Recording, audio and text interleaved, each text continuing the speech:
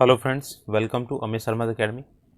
ये आपका youth competition का बुक है। इसमें मैंने आपके जो सॉल्व पेपर हैं चैप्टर वाइज हैं। इसका पहला पार्ट मैंने अपलोड कर दिया, उसमें एंशिएंट हिस्ट्री और मीडिएवल हिस्ट्री को एक साथ किया है। और ये आपका सेकंड पार्ट रहेगा आपका मॉडर्न हिस्ट्री का। तो मॉडर्न हिस्ट्री इसमें काफ़ी ज़्यादा है, तो दो पार्ट में ये आएगा आपका वीडियो।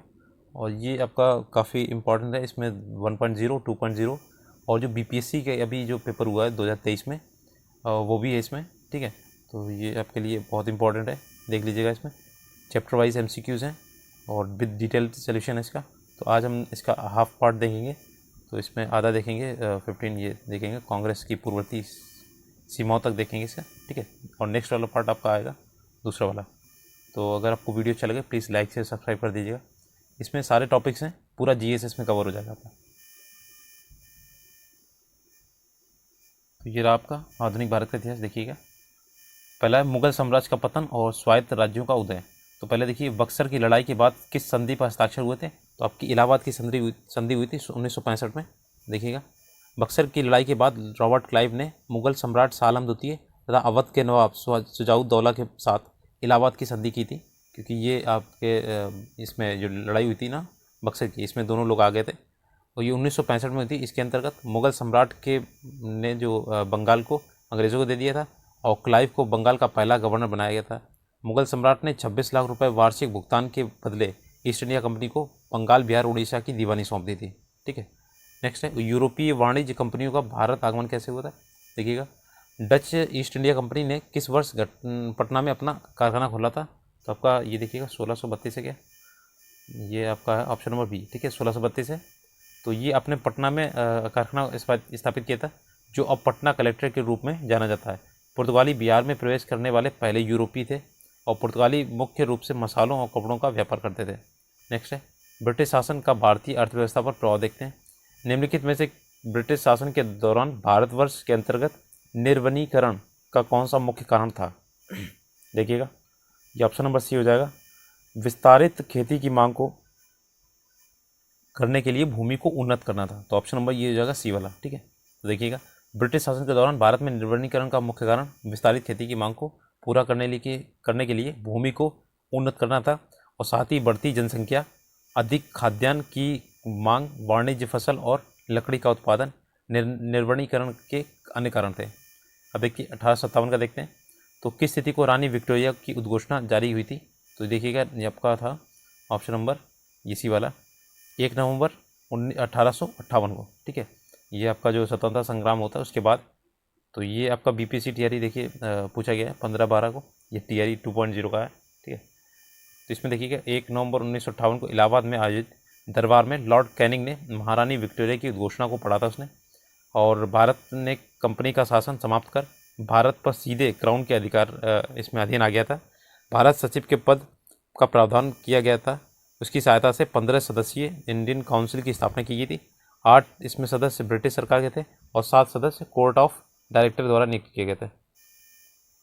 नेक्स्ट है निम्नलिखित में से किसने रानी लक्ष्मीबाई को ग्वालियर पर अधिकार करने में सहायता की थी। तो देखिएगा, ये ऑप्शन नंबर हो जाएगा आपका ए वाला, अफगान। ठीक है, अफगानों ने। तो देखिए, रानी लक्ष्मीबाई को ग्वालियर पर अधिकार करने में अफगानों ने सहायता की थी। 1857 की क्रांति में महारानी लक्ष्मीबाई ने फिरंगियों से लोहा लेने के लिए बंदा नवाब अली बहादुर द्वितीय को, जिन्हें वे अपने भाई मानती थी, को पत्र के साथ राखी भेजकर उनकी लाज रखने को कहा था। तो बंदा नवाब 10,000 सैनिकों के साथ झांसी लड़ने के लिए पहुंच गए थे। नेक्स्ट है छठा क्वेश्चन है विद्रोह को 1857 के विद्रोह को किसके द्वारा पहली बार प्रथम भारतीय स्वतंत्रता संग्राम के रूप में वर्णित किया गया था। तो option number A V D Savarkar. ठीक है, और ये भी देखिए बीपीसी टीआरई में ये आपका 2.0 में। तो ये आपका देखिए प्रथम स्वतंत्रता संग्राम के रूप में वर्णित किया गया था। उन्होंने अपनी पुस्तक the Indian war of independence 1857 में ये आपको बताया था कि ये भारतीय विद्रोह ब्रिटिश औपनिवेशिक नियंत्रण के लिए व्यापक प्रतिरोध की पहली अभिव्यक्ति हुई।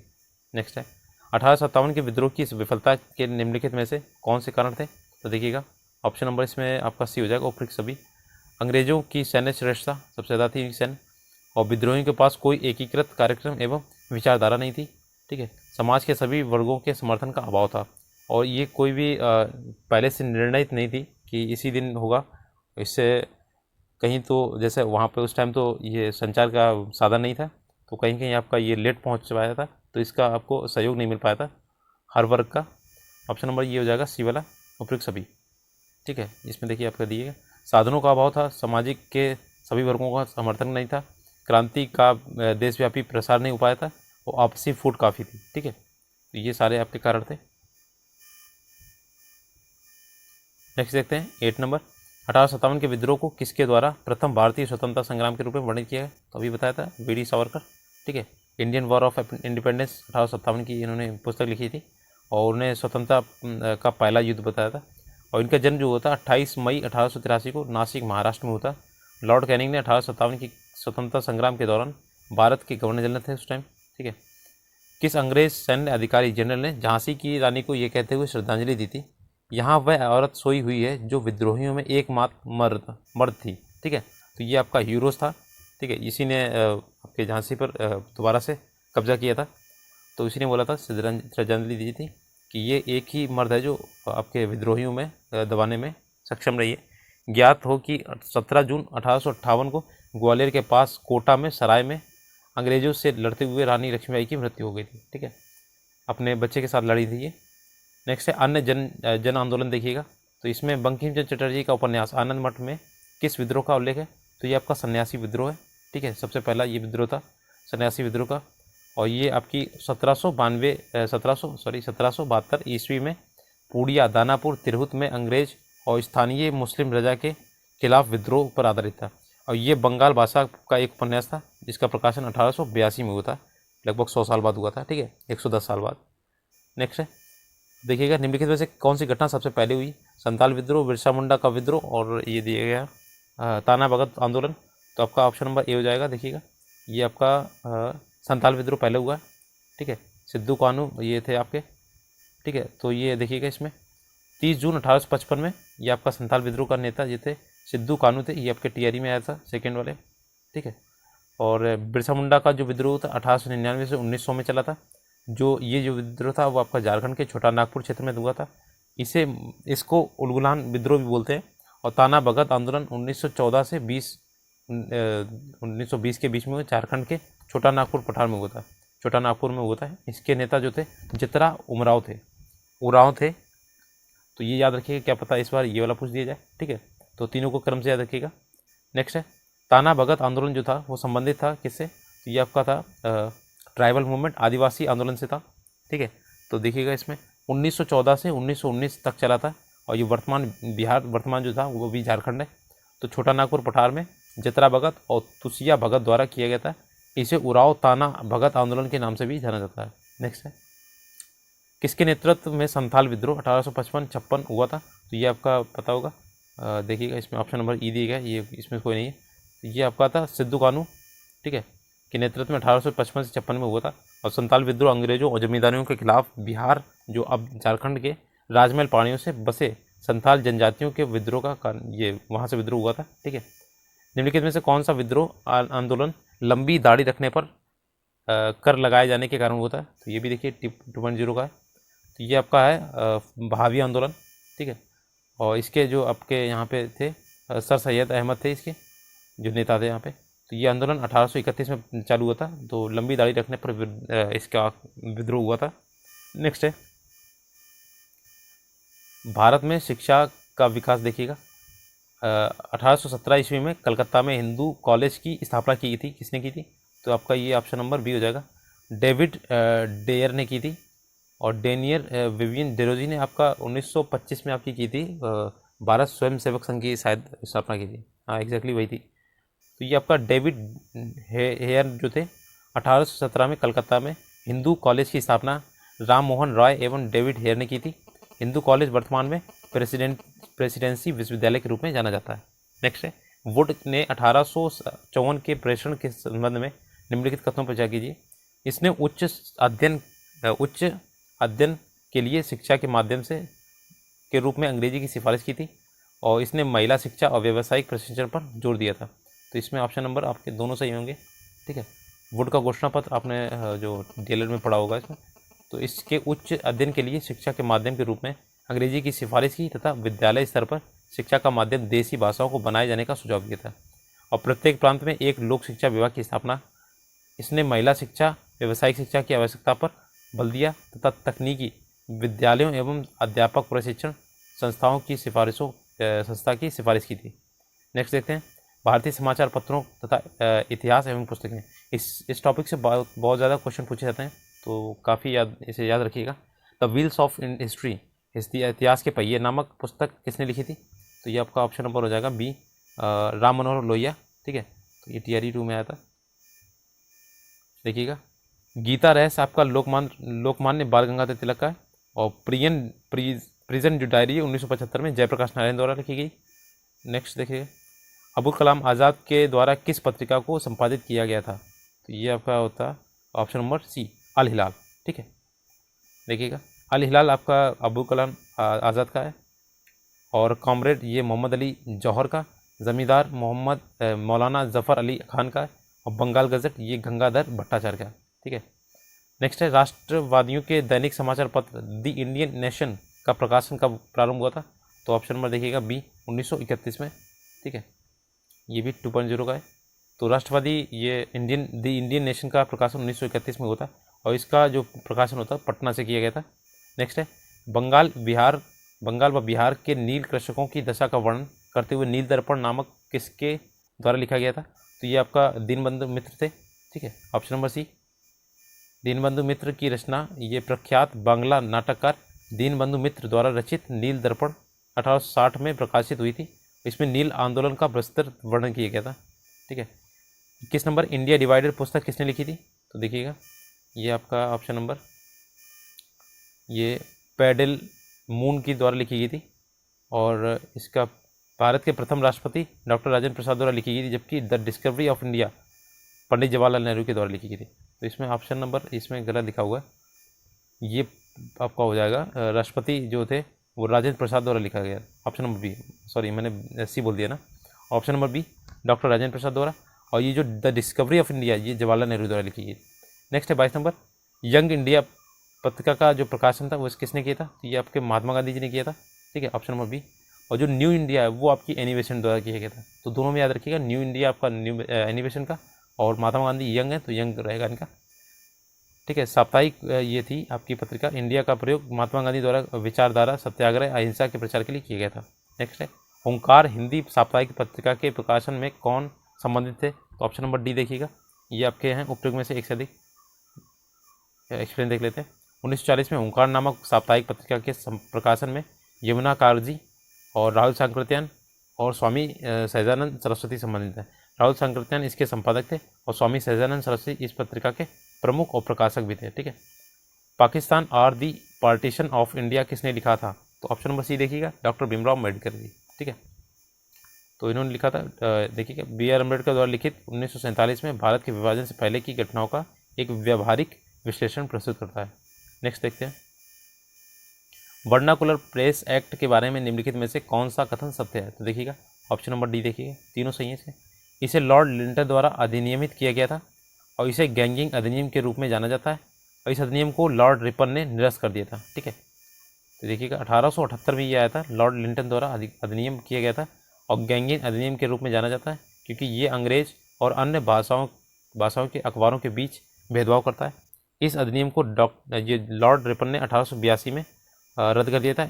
इस कानून का लक्ष्य स्थानीय प्रेस को नियंत्रित और विनियमित करना तथा गैर अंग्रेजी समाचार पत्रों को नियंत्रित करना था। ठीक है, नेक्स्ट है 26 number biography of Kunwar Singh and Amar Singh के लेखक कौन थे? तो आपके बी कलिंकर दत्त। ठीक है, ऐसे ढूंढ के क्वेश्चन पूछता है। तो biography of Kunwar Singh and Amar Singh के लेखक कलिंकर दत्त, इनका प्रकाशन 1957 में KP Jayaswal research institute Patna द्वारा किया गया था। कुंवर सिंह जगदीशपुर के परमार राजपूतों के परिवार से थे। वे वर्तमान में बिहार के भोजपुर जिले का एक हिस्सा है। वीर कुंवर सिंह तथा उनके भाई अमर सिंह ने 1857 की जो विद्रोह हुआ था उसमें प्रमुख नेतृत्व किया था इन्होंने। नेक्स्ट है इनमें से कौन न्यू इंडिया समाचार पत्र से संबंधित है? तो अभी मैंने बताया था एनिवेशन। ठीक है, और ये दैनिक समाचार पत्र था जिसका स्थापना जो थी होम रूल लीग एवं भारतीय स्वतंत्रता संग्राम के संबंधित समाचार फैलाने तथा संबंधित मुद्दों को उजागर करने के लिए किया गया था। ध्यातव्य है कि कॉमनवेल्थ जो पत्रिका का संपादन 1916 में मद्रास में all India home rule league की स्थापना एनी बेसेंट के द्वारा की गई थी। ठीक है, नेक्स्ट है पुस्तक the beautiful tree indigenous Indian education in it 18th century किसने लिखी है? तो ऑप्शन नंबर देखिएगा, ये हो जाएगा ए वाला। ठीक है, ये आपकी धर्मपाल ने लिखी है, the beautiful tree indigenous Indian education in 18th century, Dharampal ने लिखी। धर्मपाल भारत के एक महान गांधीवादी विचारक, इतिहासकार, राजनीतिक दार्शनिक थे। धर्मपाल का जन्म 1922 में उत्तर प्रदेश में मुजफ्फरनगर जिले में कांधला में हुआ था। ठीक है, नेक्स्ट है मॉन्टेग्यू ने सरकार के अंतर्गत विधायिका, कार्यपालिका, न्यायपालिका के मध्य शक्तियों का विभाजन निम्नलिखित में से किस पुस्तक में प्रस्तावित किया था? तो आपका हो जाएगा A the spirit of the laws. ठीक है, option number A the spirit of the laws. और ये राजनीतिक सिद्धांत पर आधारित एक पुस्तक, ये पुस्तक सरकार के सिद्धांत रचना पर एक विस्तृत ग्रंथ है। ये इस पुस्तक में मॉन्टेग्यू ने सरकार के अंतर्गत विधायिका, कार्यपालिका, न्यायपालिका के मध्य शक्तियों का विभाजन प्रस्तावित किया है। और उपयुक्त अन्य पुस्तकों भी मॉन्टेग्यू द्वारा ही लिखित हैं। ठीक है, देख लीजिएगा, ये माई थॉट्स, लेट्स परसेनेज, ठीक है, ये सारे इन्हीं के हैं। नेक्स्ट है Mahatma Gandhi and Bihar some reminiscences पुस्तक के लेखक कौन है? तो ये आपके option number B doctor Rajendra Prasad हैं, काफ़ी फेमस पुस्तक है इनकी। और देखिए आपका ये बीपीएससी में पूछा गया टीचर 2023 में सेकंड शिफ्ट में, ये आपका सेकंड पेपर और फर्स्ट पेपर में भी पूछा गया था। नेक्स्ट है देखिएगा, ये उनके द्वारा लिखी गई पुस्तकें देखिए, बापू के कदमों में बाबू और India divided, Satyagraha and Champaran, इनकी सारी पुस्तकें याद रखिएगा। निम्नलिखित युगों में से कौन सा सही सुमेलित नहीं है? देखिएगा आपका इंडिया एडवोकेट ऑफ इंडिया दादा भाई नौरोजी द्वारा, और यंग इंडिया आपका महात्मा गांधी द्वारा, इंडियन स्पेक्टेटर सुरेंद्र नाथ बनर्जी द्वारा। तो इसमें आपका उपयोग से सभी सुमेलित। देखिए इसमें क्या है, India of advocate of India के लेखक दुर्गादास बसु हैं। इंडियन स्पेक्टेटर का संपादन BM मालावारी ने 20 वर्षों तक किया, और यंग इंडिया का संपादन गांधी जी ने किया था। तो कौन सा सुमेलित नहीं है? देखिए ये दूसरा वाला सुमेलित है, और आपका इंडियन स्पेक्टेटर का गलत है इसमें। ठीक है, तो उपयुक्त में से एक से अधिक हो जाएगा, option number D, option number D हो जाएगा आपका। ठीक है, और इसका देखिएगा इंडियन एडवोकेट ऑफ इंडिया जो होता है वो आपका दुर्गादास बसु द्वारा, इंडियन स्पेक्टेटर का BN मालावारी ने किया था। ठीक है, तो ये दो आपके गलत हैं, पहला और सी वाला। नेक्स्ट है निम्नलिखित कथनों में से कौन सा सही है? तो इसमें देखता है सही कौन सा है। A bunch of old letters के लेखक डॉक्टर राजेंद्र प्रसाद ने किया था, और व्यक्तिगत सत्याग्रह के ब्रह्मदत्त दूसरे थे, ये दूसरे नहीं थे, तीसरे थे। इसमें आपका सुभाष चंद्र बोस ने द इंडियन स्ट्रगल का लेखन किया था, ऑप्शन नंबर सी हो जाएगा सही। ठीक है, और ये आपका 1920 से 42 तक के इतिहास का उल्लेख होता है इंडियन स्ट्रगल के लेखक। A bunch of old letters की रचना जवाहरलाल नेहरू ने की थी, और व्यक्तिगत सत्याग्रह के दूसरे सत्याग्रही जवाहरलाल नेहरू थे, जबकि प्रथम सत्याग्रही विनोबा भावे थे, और ब्रह्मदत्त आपके तीसरे थे। ये काफ़ी पूछा जाता है, बहुत ही ज़्यादा इंपॉर्टेंट है, मोस्ट इंपॉर्टेंट है, बहुत पूछा जाता है कि व्यक्तिगत सत्याग्रह के पहले कौन से थे, दूसरे कौन से थे। तो पहला आप याद रखिए विनोबा भावे सबसे बुजुर्ग थे, दूसरे जवाहरलाल नेहरू आएंगे, फिर तीसरे आपके ब्रह्मदत्त आएंगे। ठीक है, 19वीं शताब्दी में सामाजिक एवं सांस्कृतिक जागरण देखिएगा, आर्य समाज की स्थापना किसने की थी? तो आपके स्वामी ये दयानंद सरस्वती जी ने की थी 1875 में, ये बम्बई में की थी स्थापना, जिसका उद्देश्य जो था वो प्राचीन वैदिक धर्म शुद्ध रूप से पुनः स्थापित करना, और 1870 में लाहौर में आर्य समाज का मुख्यालय स्थापित किया गया था। ठीक है, 2 साल बाद भारत में सेल्फ रिस्पेक्ट मूवमेंट किसने प्रारंभ किया था? तो देखिएगा आपका ऑप्शन नंबर ई, इसमें से EP रामास्वामी अयंगर। ठीक है, नेक्स्ट है द्वारा तमिलनाडु में आत्मसम्मान आंदोलन सेल्फ रिस्पेक्ट मूवमेंट का शुरुआत किया गया था। इस आंदोलन का उद्देश्य ब्राह्मणवादी आधिपत्य को तोड़ने, समाज के विभिन्न पिछड़े वर्गों, महिलाओं के समान अधिकार के लिए आवाज़ उठाना तथा 1873 में ज्योतिबा फुले ने सत्यशोधक समाज की स्थापना की थी। ठीक है, नेक्स्ट देखते हैं, आपका हो जाएगा इंडिया फॉर इंडियंस प्रसिद्ध नारा किसने दिया था? तो आपका option number B Swami Dayanand Saraswati ji ने दिया था। ठीक है, India for Indians Dayanand Saraswati ने 1875 में मुंबई में आर्य समाज की स्थापना की थी। स्वदेशी व हिंदी का समर्थन करने वाले आर्य समाज प्रथम संगठन था। नेक्स्ट निम्नलिखित में से कौन सा कथन सही है? देखिएगा, तो ऑप्शन नंबर इसमें देखते हैं डी वाला, उपयुक्त में से एक से अधिक। देखिए राजा राम मोहन राय नवीन शिक्षा के अग्रणी थे। स्वामी दयानंद ने भारत भारतीयों के लिए नारा दिया था। विवेकानंद ने विश्व धर्म संसद में भाग लिया था, ऑप्शन नंबर डी सही है तीनों। तो तो 1900 ये आपका 1893 था विश्व धर्म सम्मेलन जो था आपका, विवेकानंद जी वहाँ पे बोले थे, शिकागो में हुआ था। तो देखिएगा, राजा राम मोहन राय को भारत में नवजागरण का अग्रदूत माना जाता है, ठीक है, और वे नवीन शिक्षा के अग्रदूत थे। इसके लिए डेविड हेयर के सहयोग से हिंदू कॉलेज 1817 में कलकत्ता में और वेदांता कॉलेज 1925 में कलकत्ता में स्थापित की थी।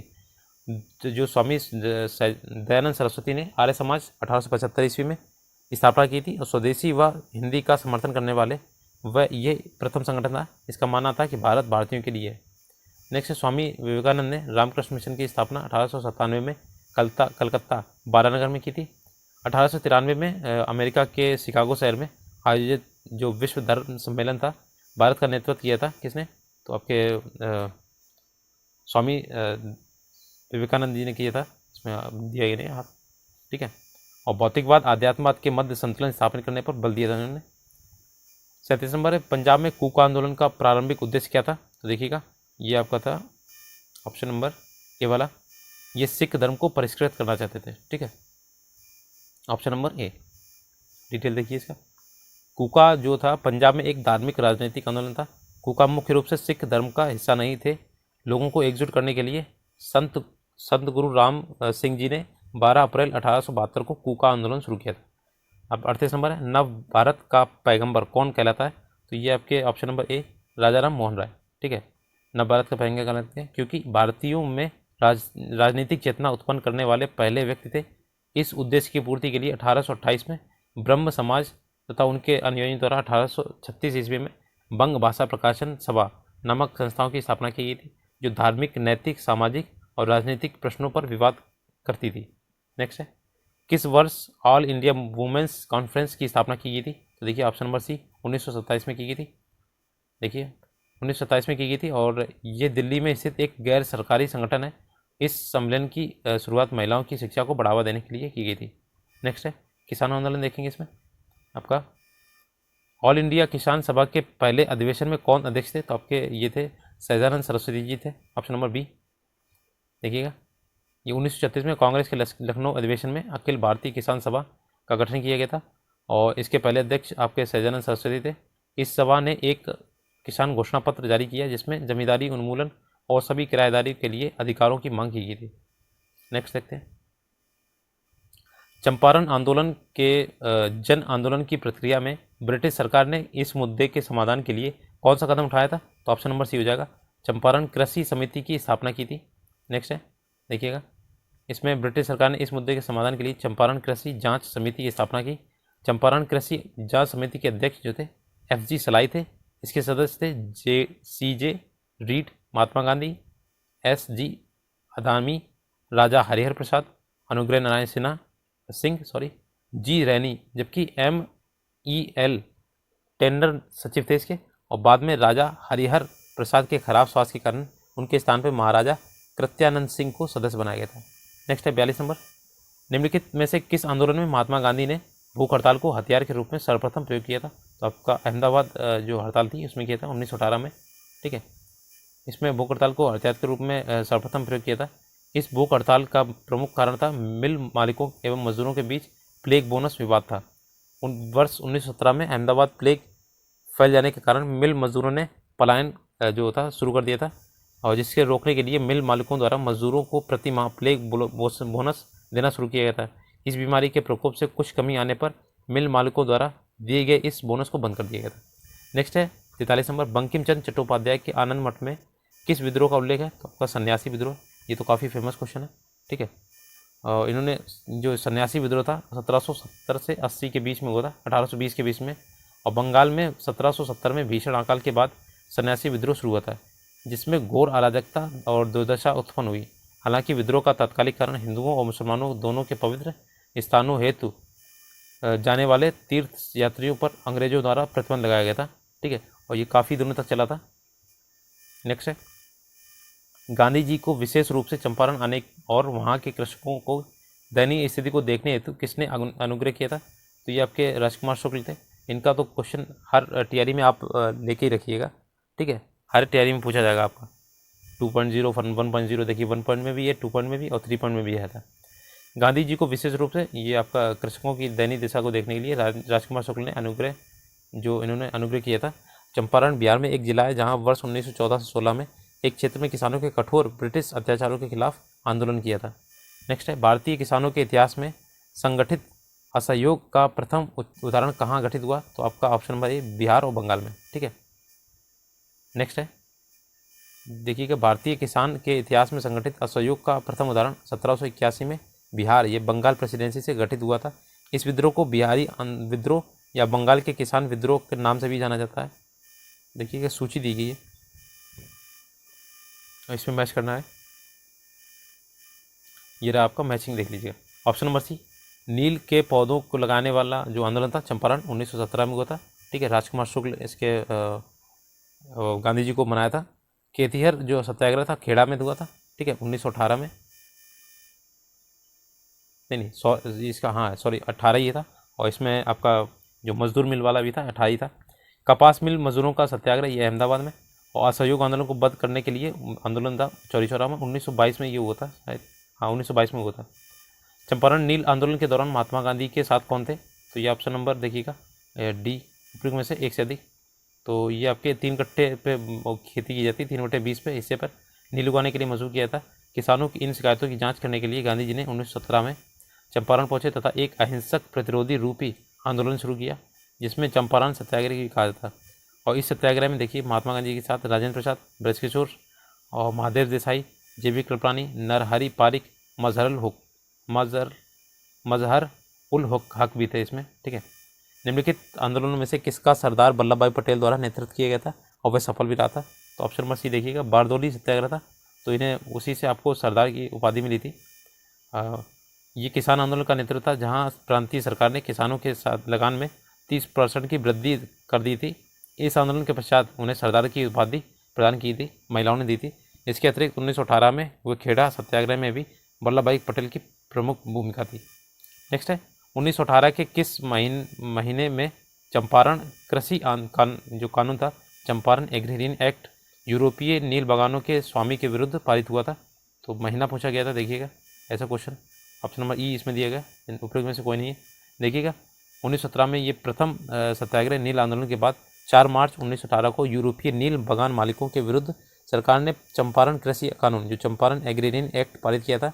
इसी कानून के तहत बिहार, उड़ीसा, बंगाल में कुछ प्रांतों में प्रचलित 3 कट्टिया पद्धति को समाप्त कर दिया था। तो ये मार्च था। ठीक है, नेक्स्ट है 50 नंबर है, 1917 में चंपारण सत्याग्रह के दौरान भारत में गांधी जी के जीवन पर पहले ज्ञात जो प्रयास के पीछे कौन था? तो ऑप्शन नंबर देखिएगा सी, इरविन था आपका।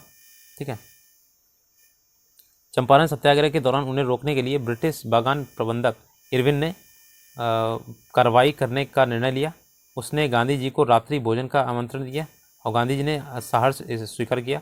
इरविन ने इस निमंत्रण के पीछे गांधी जी की हत्या का षड्यंत्र रचा था। इसमें रसोई जो था बतख मियाँ, उन्होंने इसकी जान बचाई थी। ये क्वेश्चन काफ़ी पूछा जाता है कि गांधी जी की जो जान किसने बचाई थी? तो ये आपकी बतख मियाँ ने बचाई थी। ठीक है, अब देखते हैं कांग्रेस की पूर्ववर्ती संस्थाएं। तो ये इस वीडियो का लास्ट पार्ट रहेगा। 51 नंबर, 1876 में इंडियन एसोसिएशन की स्थापना किसने की थी? तो देखिएगा सुरेंद्र नाथ बनर्जी जी थे, ऑप्शन नंबर सी। ठीक है, और 1876 में की थी, कलकत्ता में की थी इसने। इस एसोसिएशन की स्थापना सुरेंद्र नाथ बनर्जी ने की थी और जो उस समय गर्म दल के नेता समझे जाते थे। इस एसोसिएशन का उद्देश्य भारत में शक्तिशाली जनमत का निर्माण करना था और समान राजनीतिक हितों और महत्वाकांक्षाओं के आधार पर विविध भारतीय जातियों तथा वर्गों का एकीकरण करना था। नेक्स्ट है, मद्रास महाजन सभा की स्थापना किस वर्ष हुई थी? तो देखिए ऑप्शन नंबर ये हो जाएगा आपका सी वाला, ई वाला देखिएगा, उसमें उपयुक्त में से कोई नहीं है। देखिए मद्रास महाजन सभा का गठन 1884 में एम वीर राघवाचारी और बी सुब्रमण्यम अय्यर एवं पी आनंद चार्लू द्वारा किया गया था। इसका मुख्यालय तमिलनाडु में स्थित था। इस सभा का उद्देश्य स्थानीय संगठन के कार्यों को समन्वित करना था। ठीक है, हिंदू मेला किसने संगठित किया था? तो ऑप्शन नंबर ए ये आपका राजनारायण बोस ने किया था। ठीक है, 1867 में गणेंद्र नाथ ठाकुर ने द्विजेंद्र नाथ ठाकुर, राजनारायण बोस, नवगोपाल मित्र के साथ मिलकर किया था। ठीक है, नेक्स्ट है आपका 54 नंबर है, 1784 ईस्वी में एशियाटिक सोसाइटी ऑफ बंगाल का आरंभ किसने किया था? तो आपका विलियम जोन्स थे। ठीक है, ऑप्शन नंबर सी। देखिएगा 15 जनवरी 1784 को विलियम जोन्स ने कलकत्ता स्थित फोर्ट विलियम कॉलेज में की थी इसकी स्थापना एशियाटिक सोसाइटी की। और पूरे एशिया महाद्वीप में एशियाटिक सोसाइटी ज्ञान और अनुसंधान का सबसे पुराना केंद्र है। ठीक है, और ये आपका लास्ट पार्ट था इसमें, और इसका अगला जो पार्ट आएगा उसमें ये जो इसके जो बचे हुए टॉपिक हैं वो कवर करेंगे मॉडर्न हिस्ट्री के। और बाकी आपको वीडियो कैसा लगा प्लीज़ लाइक से सब्सक्राइब कीजिएगा और अपने सुझाव जो है कमेंट में बताइएगा। और ये पूरी बुक का मैं सलेक्शन करा दूंगा आपको। ठीक है, तो इसमें काफ़ी जीएस का पोर्शन काफ़ी है इसमें, और इससे बीपीएससी जो आपका 69th हुई थी उसमें भी क्वेश्चन इसमें भी आए हुए हैं। और बाकी चैनल पर विज़िट कीजिएगा, आपको काफ़ी प्लेलिस्ट मिल जाएंगी। धन्यवाद।